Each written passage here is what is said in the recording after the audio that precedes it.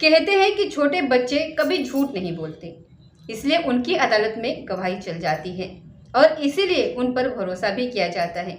ऐसे एक छोटा सा बालक था जिसके सामने बहुत सारे मीडिया वालों के माइक्स लगे हुए थे। उससे सवाल जवाब वो लोग कर रहे थे। उस छोटे से बच्चे ने कहा कि जब पहलगांव के अंदर गोलियां चल रही थी, उस वक्त उसका परिवार और लगभग 20 लोग और थे जो अपनी जान बचाने के लिए पेड़ों की आड़ ले रहे थे। इसी बीच में जाकर के पेड़ों के पास छुप जाते हैं, लेकिन आतंकवादी वहां भी पहुंच जाते हैं।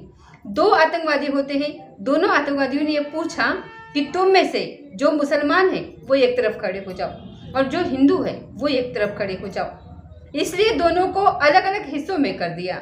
अब उन्हें जो भी करना था, जो इन्हें फैसला लेना था, किसको मारना है किसको छोड़ना है, वो अपने उस फैसले को कर लेते हैं और आतंकवादी वहां से चले जाते हैं। लेकिन ये जो छोटा सा बच्चा था, इस बच्चे के पिता की मौत हो चुकी थी। वो उसी लड़ाई में, जिस लड़ाई का उसको पता नहीं है, उसको ये भी नहीं मालूम था कि उसके पिता की गलती क्या है, और उसके पिता मार दिए जाते हैं।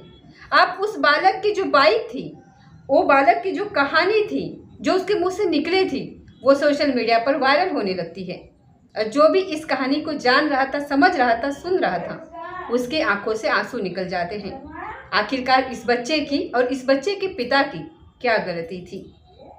नमस्कार, स्वागत है आपका हमारे चैनल पर। आज की जो सच्ची घटना मैं आपको सुनाने जा रही हूँ, ये सच्ची घटना है जम्मू कश्मीर का एक जिला नाम है अमरनाथ, और अमरनाथ जिले का ही एक गांव लगता है पहलगांव। दरअसल पहलगांव, यहाँ पर एक 4 बहनों का इकलौता भाई होता है जिसका नाम शैलेश करथिया होता है, जो कि गुजरात के अमरेली जिले के गांव दूफानिया का रहने वाला वो होता है।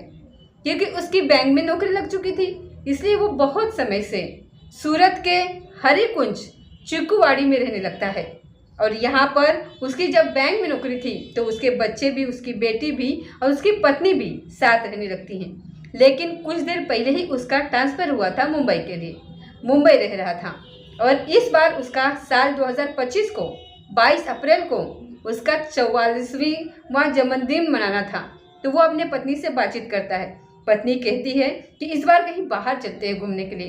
परिवार वाले बैठते हैं, यानी कि एक बेटा, बेटी, पत्नी और पति बैठ जाते हैं और फैसला करते हैं। बच्चों से पूछते हैं कि बच्चों कहाँ जाना पसंद करोगे? तो बच्चे कहते हैं कि इस बार तो कश्मीर चलते हैं। जैसे ही कश्मीर चलने की बात आती है तो आखिरकार वो श्रीनगर पहुंच जाते हैं। और श्रीनगर से पहला जो पड़ाव होता है उनका, वो पहलगांव का होता है। पहलगांव की वो वेस्टर्न घाटी होती है जहां पर वो गए थे। 22 अप्रैल 2025 की दोपहर लगभग 2:30 बजे के आसपास का वो वक्त हो रहा था, और जिसको इस वेस्टर्न घाटी को मिनी स्विट्जरलैंड भी कहते हैं। और इसे देखने के लिए दूर दराज से, देश भर से लोग आते हैं। लोग अपने अपनी इस खूबसूरत वादियों को अपने मोबाइल में, अपने लम्हों में, अपने यादों में कैद कर रहे थे। और इसी बीच में फिर पता चलता है कि गोलियां चलनी शुरू हो जाती हैं। लगभग 20 लोगों की ये टुकड़ी थी, जिसमें इस बैंक का कर्मचारी, उसकी पत्नी, उसकी बेटी और वो खुद भी उसमें शामिल होता है। वो अपने आप को बचाने के लिए, अपने परिवार को बचाने के लिए जाके पेड़ की आड़ ले लेता है, जाकर के छुपता है। वहीं पर 2 आतंकवादी आते हैं। उन्होंने जो वेशभूषा पहनी हुई थी, ऐसा लग रहा था जैसे ये पुलिस वाले हो। उनके हाथों में आधुनिक हथियार थे और वो आकर के यहाँ कहते हैं कि जो हिंदू हैं वो एक तरफ खड़े हो जाए और जो मुसलमान हैं वो एक तरफ खड़े हो जाए। उन दोनों को अलग अलग किया जाता है और इसी बीच में गोली चला दी जाती है। जिसको मारना था उसको मार कर निकल जाते हैं। ये जो छोटा सा बालक होता है, जिसकी उम्र लगभग 7-8 साल के आसपास मुश्किल से रही होगी, उसके पिता शैलेश की हत्या कर दी जाती है। और ये कहानी सोशल मीडिया पर बहुत तेजी के साथ वायरल होती है। दोस्तों, मीडिया के सामने जब ये बच्चा बात कर रहा होता है तो लोगों के आंखों से आंसू नहीं रुक रहे थे। ऐसी एक और कहानी है पहलगांव के रहने वाले सैयद आदिल हुसैन शाह की। सैयद आदिल हुसैन शाह जब अपने उस मालिक को खोज करने के लिए घोड़े को अपनी जगह पर छोड़ करके चला जाता है और साथ ही पहुंच जाता है वहां पर अपने मालिक को यह बताने के लिए कि जिस टूरिस्ट को वो घुमा रहा था उसके पास, ताकि उसको इनाम मिल सके। इसलिए वो वहां जाता है और जाकर के देखता है तो वहाँ गोलियां चल रही है। फिर उसने हिम्मत जुटाई और हिम्मत जुटाने के बाद आतंकवादियों से कहा कि खुदा के वास्ते तुम ये सब क्या कर रहे हो? जानते नहीं हो इन बेगुनाहों को तुम क्यों मार रहे हो? जैसे आदिल ने यह बात कही, आतंकवादी के कान पर जू तक नहीं रेंगी उसे इस बात से कोई फर्क नहीं पड़ रहा था, लेकिन आदिल ने हिम्मत जुटाई और उसने कहा कि क्यों ना इसकी बंदूक छीन के मैं यहाँ से भाग जाऊँ या फिर इसको फेंक दूँ। इसलिए आदिल ने उसके बंदूक को जैसे ही छीनने की कोशिश की तो उस आतंकवादी ने उस आदिल को भी नहीं बख्शा। उसके सीने में भी कई गोलियां मार दी, उसके शरीर को भी छली कर दिया। आदिल की भी मौके पर ही मौत हो जाती है। लेकिन जब उसकी मरने की सूचना उसके घर वालों तक पहुंचती है तो पता चलता है कि वो अपने परिवार का इकलौता ऐसा व्यक्ति था। परिवार का भरण पोषण करता था। वो घोड़े पर टूरिस्ट को बिठा करके उस पर लाता था और जो भी पैसे होते थे अपने घर वालों को और मालिक को जाकर के पैसे दे दिया करता था। जिस दिन उसका सुपुर्द खात होता है उस दिन कश्मीर के मुख्यमंत्री भी वहां पर पहुंचते हैं और कहते हैं कि इस मजदूर को वाकई में इसने बलिदान दिया है और इसने लोगों की जान बचाने की कोशिश की। इसकी कोशिश कामयाब नहीं हुई, ये एक अलग बात है, लेकिन उसने कोशिश की। ऐसे एक और कहानी है।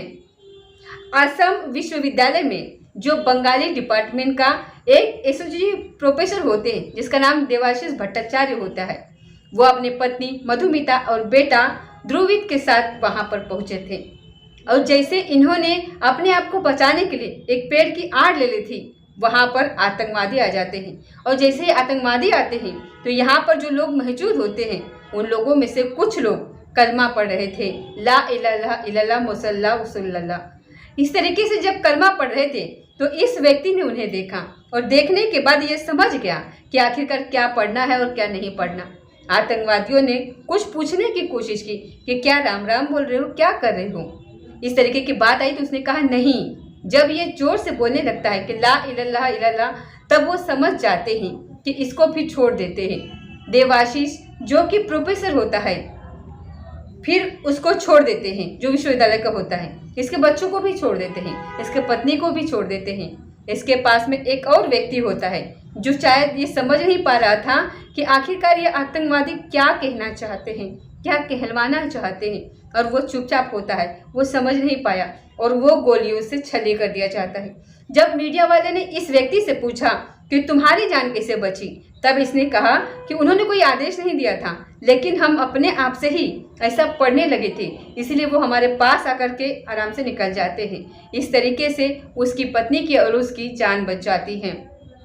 इसके बाद फिर मौका मिलता है तो उस घाटी से बस पहलगाम की तरफ वो लोग दौड़ने लगते हैं, भागने लगते हैं अपनी जान बचाने के लिए। ऐसे एक और कहानी है सहराज अमृत की। सरताज अहमद की चाची वहां पर खत्म हो जाती है, जो कि पहलगाम का रहने वाला होता है। 22 अप्रैल 2025 के दोपहर लगभग 3 बजे के आसपास का ये वाक्य रहा होगा। गांव में एक फोन पहुंचता है, सूचना पहुंचती है। उधर जो घोड़ों का ठेकेदार होता है उसके पास तक ये बात पहुंच जाती है। उसके पास खबर पहुंची थी कि यहाँ पर टूरिस्टों ने, आतंकवादियों ने टूरिस्टों पर हमला कर दिया है और यहाँ पर बहुत भगदड़ मची हुई है। कई लोग घायल हो चुके हैं, कई लोग मर चुके हैं। तो जैसे ही सरताज अहमद ने ये बात सुनी, क्योंकि ये सोशल मीडिया पर एक वीडियो बहुत तेजी के साथ वायरल हो रही थी, ये दौड़ करके वहां पहुंचता है और पहुंचने के बाद देखता है कि जो लोग घायल हैं उसमें से एक घायल को अपने पीठ पर बैठाते हैं, जो कि उसको एकदम गंभीर चोटें आई हुई थी। उसको सीधा ये हॉस्पिटल लेकर के जाते हैं। इसके गांव के लोग, जबकि इनके घर में एक मौत हो चुकी थी, उस मौत को छोड़ करके, उस लाश को छोड़ करके ये सीधे मौके पर पहुंचते हैं और लोगों को पानी पिलाते हैं, वहां पर उनको दवाई दिलाने के लिए हॉस्पिटल लेकर के जाते हैं। इस तरीके की मेहनत करते हैं और ये जो वीडियो था ये सोशल मीडिया पर वायरल हो जाता है। इस घटना से पहले, इस घटना के बाद कई अलग अलग चेहरे देखने को मिलते हैं। ऐसा एक और चेहरा होता है नजाकत अली का, जो कि पहलगाम का रहने वाला होता है, जो कि कपड़े बेचा करता था, फेरी लगाया करता था और फेरी लगाता लगाता वो कई साल से कभी छत्तीसगढ़ तो कभी किसी राज्य में पहुंच जाता है। ऐसे ही एक और व्यक्ति होता है जिसका नाम कुलदीप स्थापत होता है, जो कि छत्तीसगढ़ के चिरिकिटी नगर का रहने वाला होता है। उसको एक बार दावत देता है कि साहब हमारे यहाँ पर कभी कश्मीर घूमने के लिए आइएगा और देखना हम आपको कश्मीर घुमाएंगे। जैसे ही ये कुलदीप अपने साथियों के साथ, जिसमें शिवांश होता है, शिवांश जैन, हैप्पी बधावन और अरविंद अग्रवाल, लगभग ये लोग 4 दोस्त होते हैं और 4 दोस्तों के साथ इनकी टीम होती है। 10-12 साथी होते हैं, परिवार बच्चे वगैरह भी होते हैं। इसी बीच में 11 लोग थे। ये बताया जाता है, ये पता चलता है कि जब इन्होंने पहलगाम जब ये लोग पहुंचे थे तो इन्होंने नजाकत अली को फ़ोन किया था नज़ाकत अली, हम तुम्हारे गांव में घूमने के लिए आए हैं, क्या तुम अपना गांव हमें घुमाने की कोशिश करोगे या फिर नहीं करोगे। नज़ाकत अली को जैसे ही पता चलता है, उसे ये पता चलता है कि इधर गोलीबारी भी हो चुकी है, एक तरफ गोलीबारी चल रही थी, लेकिन नज़ाकत अली ने हिम्मत जुटाते हुए, उन गोलियों का सामना करते हुए इन 11 के 11 लोगों को ऐसे रास्ते से बाहर निकलता है जहां गोलियां असर नहीं करती है और ये 11 लोगों की जान बचाता है। जब इन लोगों ने, कुलदीप, शिवांश और हैप्पी, अरविंद, इन्होंने जब अपने परिवार वालों को बताया कि हमारे गांव की तरफ, हमारे शहर की तरफ जो कश्मीर से नज़ाकत अली आया करता था कपड़े बेचने के लिए, फेरी लगाने के लिए, हमारी जान उसी की वजह से आज बची है। जैसे ये कहानी सोशल मीडिया पर वायरल होती है तो नज़ाकत अली का नाम भी सरताज अहमद की तरह और सैयद आदिल की तरह सोशल मीडिया पर काफ़ी वायरल होने लगता है। साथ ही इस घटना के बाद से पूरे देश भर में एकदम आहत सी फैल जाती है।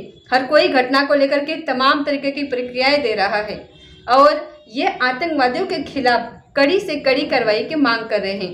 एक तरफ जैसे ये घटना होती है, उस घटना के बाद से ये पता चलता है कि पहले लोग लाखों में कश्मीर जाया करते थे, लेकिन कुछ सालों में वहाँ करोड़ों की संख्या में लोग जाने लगे हैं। एक साल में बताया जाता है लगभग 2.5 करोड़ से लोग ज़्यादा जाते हैं वहाँ पर। लेकिन जब से ये घटना हुई है पहलगांव से, तब से लोगों के मन में एक डर सा बैठ गया है, दहशत सी बैठ गई है। उन्हें लग रहा है कि जब टूरिस्ट ही सुरक्षित नहीं है तो वहाँ जाने से आखिरकार क्या फ़ायदा है।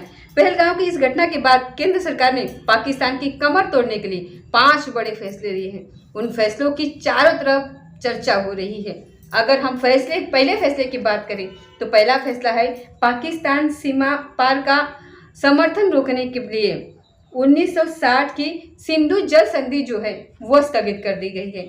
इससे पाकिस्तान में भले ही चाहे 5 बड़ी बड़ी नदियाँ बह रही हों, जैसे सिंधु है, चिनाब है, झेलम है, रावी है, इस तरीके की नदियों में, लेकिन जो सिंधु नदी है वो शहरी वाटर सप्लाई उनकी रुक जाएगी। इससे हाहाकार की स्थिति पैदा हो सकती है।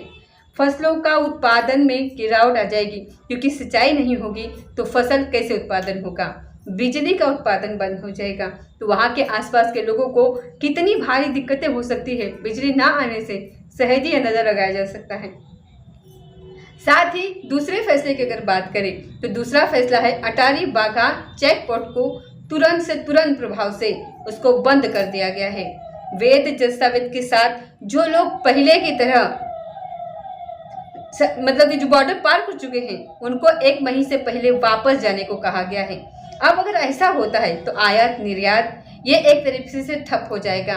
जैसे यहाँ से अगर जाने वाली जो चीज़ें हैं, सोयाबीन है, चिकन फीड है, सब्जियां है, लाल मिर्च, प्लास्टिक दाना या फिर इस तरीके की जो तमाम चीज़ें हैं जो यहाँ से जाती हैं और वहाँ से सूखे मेवे आते हैं, खजूर, जो सूखे मेवे होते हैं, कई जड़ी बूटियाँ भी जो होती है वो भी आती है, ये भी आनी बंद हो जाएंगी। इसके बाद ये बताया जाता है कि हर साल लगभग 3,886 करोड़ रुपए का जो व्यापार है वो प्रभावित हो जाएगा इससे, और इससे कहीं ना कहीं पाकिस्तान की कमर जरूर टूटेगी। तीसरा फैसला जो है इनका वो पाकिस्तानी नागरिकों को 7 वीज़ा छूट योजना के तहत भारत में प्रवेश की इजाज़त जो थी वो अब नहीं होगी। पहले जारी किए गए सभी जो वीज़ा होते हैं वो रद्द किए जाते हैं और ये SVES वीज़ा पर पहले से भारत में मौजूद पाकिस्तानी नागरिकों को अगले 48 घंटे में भारत छोड़ने का आदेश कर दिया गया है। जब से ये आदेश हुआ है हज़ारों की संख्या में लोग, लाखों की संख्या में लोग यहाँ वहाँ से सीधा अपने घर वापस जाने के लिए कोशिश कर रहे हैं और वहाँ से भी वापस आने की कोशिश कर रहे हैं। साथ ही चौथा जो फैसला है वह दिल्ली स्थित पाकिस्तानी उच्च आयोग में तैनात रक्षा और सैन्य सलाहकारों को पर्सोना नॉन ग्राटा घोषित किया गया है। उन्हें 1 सप्ताह के अंदर भारत छोड़ने का आदेश दिया गया है। इसी तरीके से भारत अपनी रक्षा सलाहकारों को वापस बुलाएगा। ऐसे 5 सहयोगी स्टाफ वापस बुलाए जाएंगे। इन पदों पर अब शून्य माना जाएगा। 5वां इनका बड़ा फैसला है, दोनों उच्च आयोगों में कर्मचारियों की जो संख्या है वो 55 से घटा करके 30 करने का फैसला कर दिया गया है। यह कटौती 1 मई 2025 से प्रभावी हो जाएगी। अभी फिलहाल 5 बड़े फैसले हैं, लेकिन बड़ी संख्या में लोगों ने यहाँ पर मांग करना शुरू कर दिया है कि पाकिस्तान को कड़ा रुख, कड़ा जवाब देना ही पड़ेगा। साथ ही जिस तरीके से कश्मीर में टूरिस्टों के साथ ये हुआ है, तो आम लोगों के साथ अगर ऐसा हुआ है तो लोगों में एक तरीके से दहशत और डर बैठा हुआ है। और सबसे बड़ी बात यह है कि जब सरताज अहमद से एक मीडियाकर्मी ने बातचीत करने की कोशिश की तो उसने ये साफ साफ एक बात कही थी कि आप जब आते हो तो हमारे घर के चिराग जलते हैं, हम हिंदुस्तानी हैं, आपके बिना हमारी ज़िंदगी अधूरी है। आप सही अंदाज़ा लगा सकते हैं कि अगर एक व्यक्ति कश्मीर घूमने के लिए जाता है तो वो कम से कम अगर पैसे खर्चा होगा तो 10,000 के खर्च उसके होते ही नहीं होंगे। 2.5 करोड़ को अगर हम 10,000 से गुना भाग करें तो ये रुपए अरबों में बैठते हैं। और इस तरीके से कश्मीर को बहुत ही बड़ा नुकसान होगा इस घटना के बाद। हालांकि कश्मीर के बाशिंदों ने इस बार पाकिस्तान मुर्दाबाद के खूब नारे लगाए हैं और इस आतंकवाद के विरोध में भी बहुत सारे नारे लगाए हैं। अब आगे क्या होगा, सरकार और क्या बड़े कदम उठाएगी, जैसा होगा हम अपने कहानी के माध्यम से आपको बताने की पूरी कोशिश करेंगे। दोस्तों, इस पूरी घटनाक्रम को सुनाने का उद्देश्य किसी को परेशान करना नहीं है, किसी का दिल दुखाना नहीं है, बल्कि आपको जागरूक करना है, आपको सचेत करना है। आप जहाँ भी रहें अपना ख्याल रखें, सुरक्षित रहें। अगर आप जम्मू जा रहे हैं तो सतर्क रहिए। आपको ऐसी वैसी जगह पर नहीं जाना है जहां पर ऐसी घटनाएं अभी हो रही हैं, क्योंकि हो सकता है कि वहां आतंकी अभी भी छुपे बैठे हों। तो आपको इस समय थोड़ा स्टॉप या फिर ब्रेक लेना चाहिए। आपको इस समय जम्मू या कश्मीर नहीं जाना चाहिए, क्योंकि ऐसी घटनाएं जब घट रही हैं तो जाहिर सी बात है, राजनीतिक सी बात है, हमें वहाँ नहीं जाना चाहिए, वहाँ से थोड़ी दूरियां बना लेनी चाहिए। तो दोस्तों, ये थी आज की सच्ची घटना। मिलते हैं अगले किसी सच्ची घटना के साथ। तब तक जय हिंद, जय भारत।